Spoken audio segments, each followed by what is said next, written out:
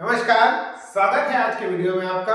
मैं दिनेश प्रजापत हमेशा की तरह आप लोगों के लिए इंपॉर्टेंट क्वेश्चन लाता रहूंगा। आज हम क्लास 10th का एक इंपॉर्टेंट चैप्टर नंबर 12 एक्सरसाइज 12.1 का फर्स्ट क्वेश्चन डिस्कस करेंगे, जो कि बहुत ही इंपॉर्टेंट क्वेश्चन है। क्वेश्चन है आपका 2 cubes each volume 64 centimeter cube are joined end to end. Find the surface area of resulting cuboid. हमें क्या करना है, दो क्यूब्स को जो कि हर एक का वॉल्यूम 64 सेंटीमीटर क्यूब है, एक साथ हमने उन्हें ज्वाइन किया है। उसको ज्वाइन करने पर हमें जो सॉलिड मिल रहा है, जो ठोस प्राप्त हो रहा है, उसका सरफेस एरिया हमें यहाँ पर फाइंड करना है।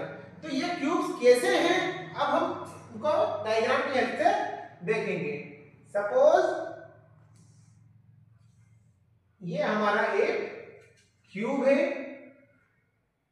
इसी के पास हमने एक और क्यूब रख दिया है। फिर इन दोनों क्यूब को हमने एक साथ जोड़ दिया है। ओके, तो हमें कुछ इस तरह का एक सॉलिड मिलेगा। ये दो क्यूब एक साथ ज्वाइंट हो गए हैं, हमें इस तरह का एक सॉलिड मिला है। अब ये जो सॉलिड हमें मिला है, ये एक क्यूबॉइड का रूप ले लेता है, एक घनाभ का रूप ले लेता है। ये जो है आपका घन एक घनाभ बन गया है ना। तो सबसे पहली चीज हम क्वेश्चन की शुरुआत करते हैं। तो क्या करते हैं कि क्वेश्चन में हमें क्या चीज दे के रखी है। अगर आप क्वेश्चन को गौर से देखेंगे तो आपको दे रखा है कि आपके पास दो क्यूब्स हैं, उनमें से प्रत्येक का जो आयतन है, वो आयतन क्या है भैया, वो आयतन है 64 सेंटीमीटर क्यूब। ओके, तो हम बात करेंगे गिवन की। क्या दे रखा है आपको,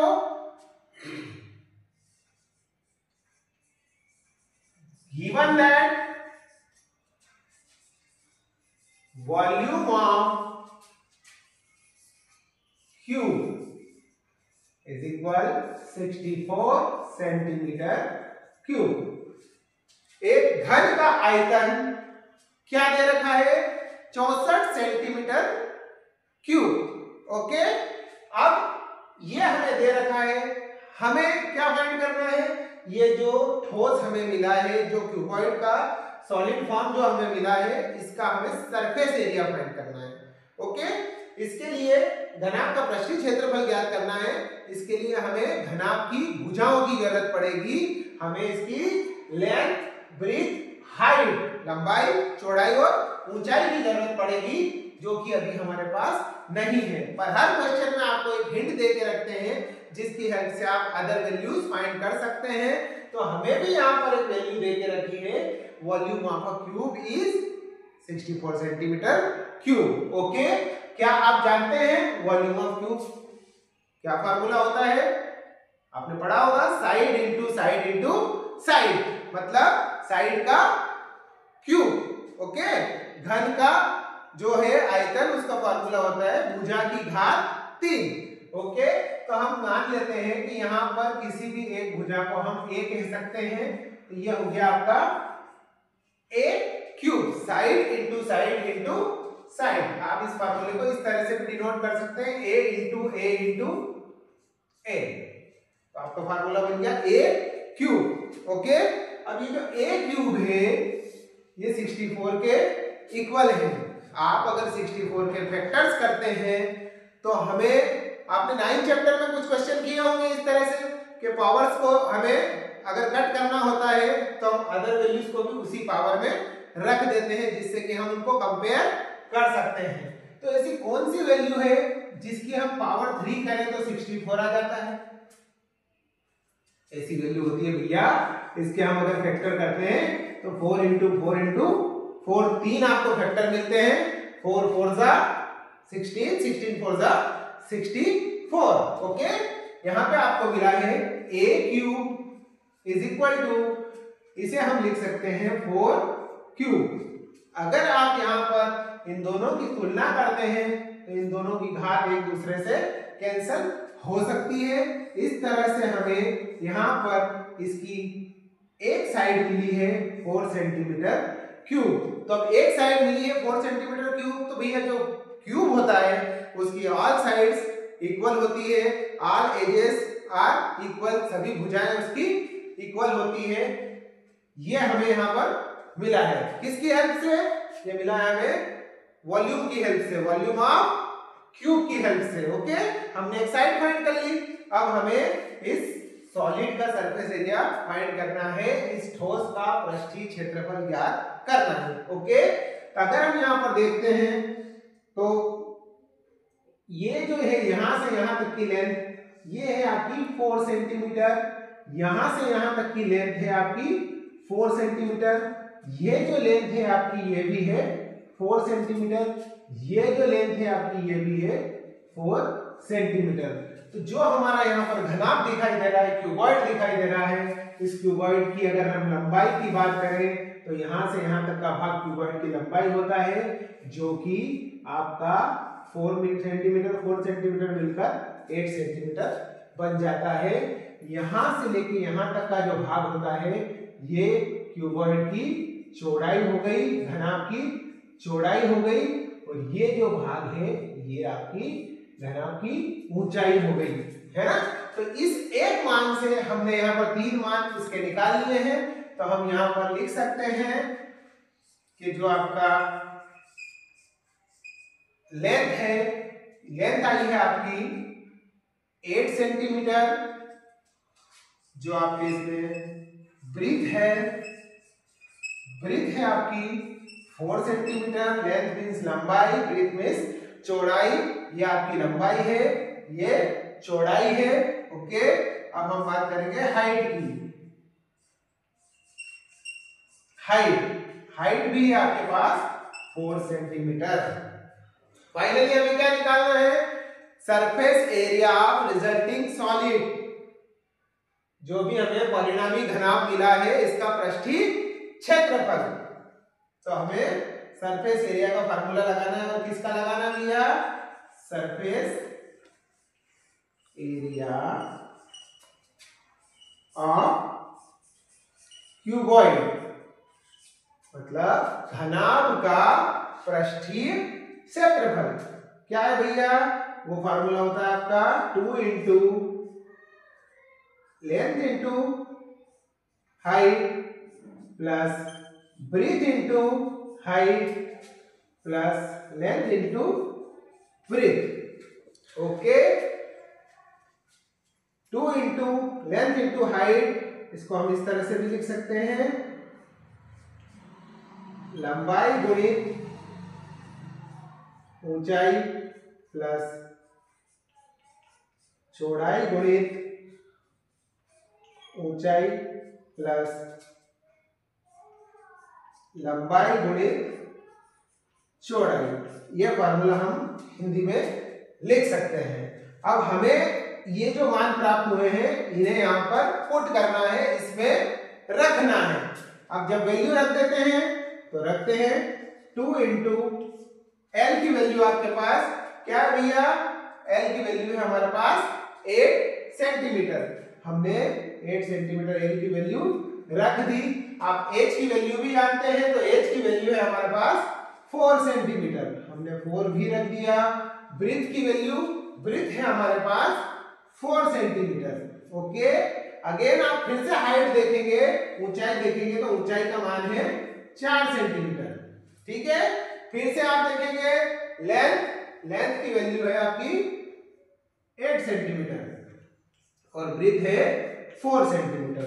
ओके, ये जो वैल्यू है इसको आप सॉल्व करते हैं। 8 4 जा आपका कितना होगा भैया?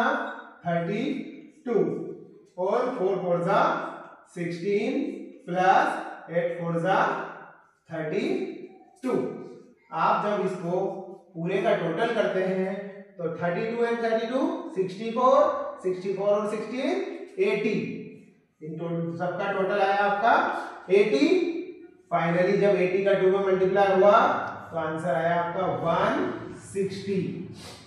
160 सेंटीमीटर स्क्वायर, क्योंकि हम यहाँ पर सरफेस एरिया फाइंड कर रहे थे, एरिया की यूनिट हमारी सेंटीमीटर स्क्वायर यहाँ पर यूज होगी। ओके, और यहाँ पर जो हमारी एनुअल वैल्यू हमें फाइंड करनी थी वो मिल गई है। ठीक है भैया, इस तरह से जो आपका 12.1 का फर्स्ट क्वेश्चन था वो कंप्लीट हो चुका है। इसी वीडियो में हम एक और जो हमारा नेक्स्ट क्वेश्चन है वो भी इसी के साथ अपलोड करेंगे। शुरू करते हैं हम अपना अगला क्वेश्चन जो है क्वेश्चन नंबर सेकंड एक्सरसाइज 12.1 का। ओके, क्वेश्चन क्या है आपका?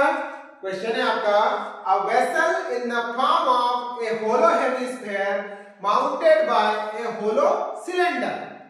Okay, a vessel in the form of hollow hemisphere and mounted by a hollow cylinder. Okay, सबसे पहले हम जो क्वेश्चन में कहना चाह रहे हैं उस क्वेश्चन का डायग्राम बनाएंगे। ओके, ये है हमारा एक हेमिस्फीयर। ओके, इस हेमिस्फीयर के ऊपर एक आपका सिलेंडर रखा हुआ है। ये हमने सिलेंडर रख दिया है भैया।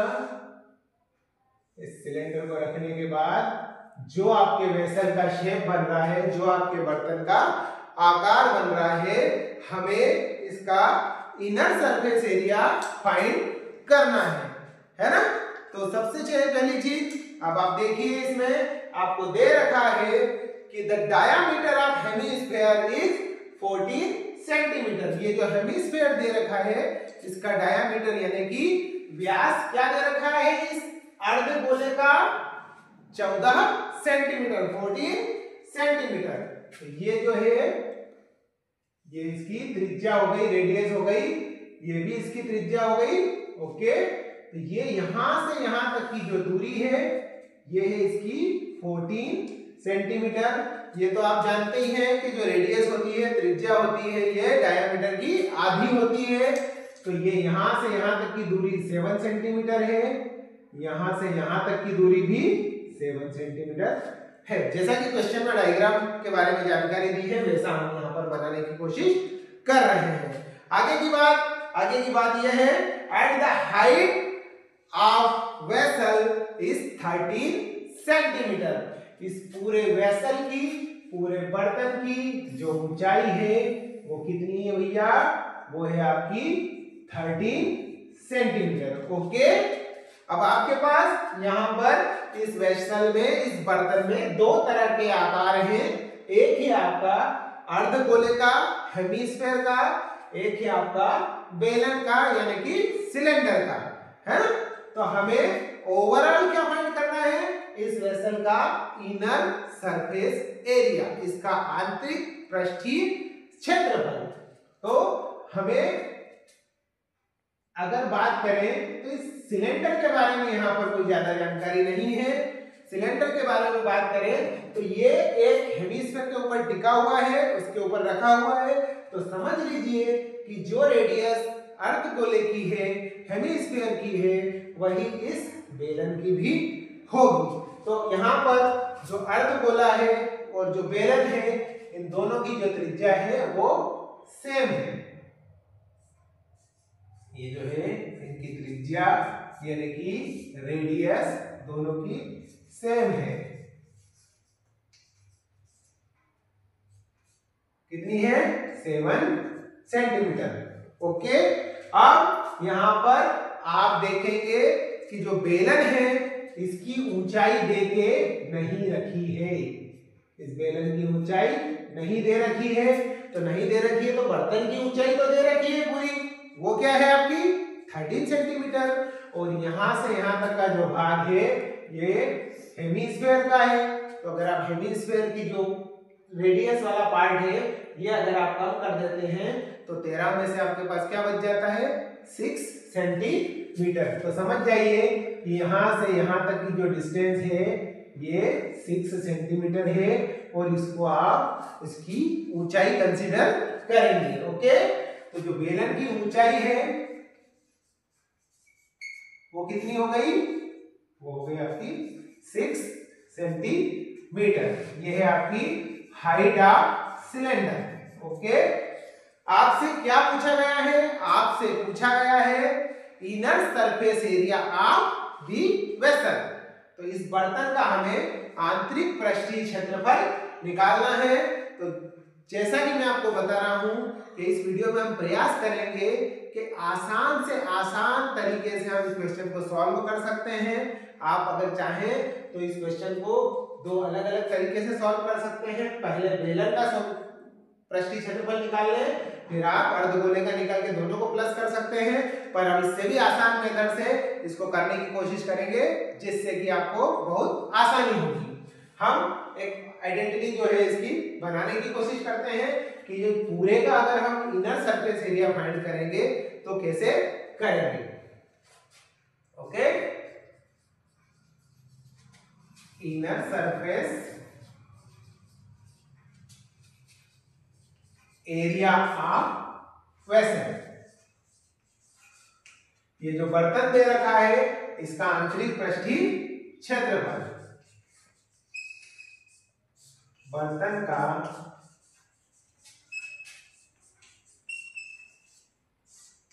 आंतरिक पृष्ठीय क्षेत्रफल। तो ये जो बर्तन का आंतरिक पृष्ठीय क्षेत्रफल है ये आपके दो फार्मूले से मिलकर बन रहा है।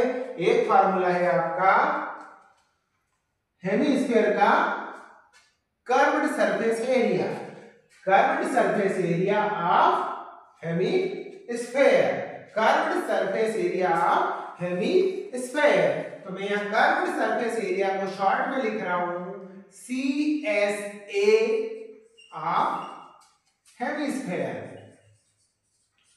CSA ऑफ हेमीस्फीयर प्लस यहां पर बेलन का कर्व्ड सरफेस एरिया फाइंड करना हमें सिलेंडर का।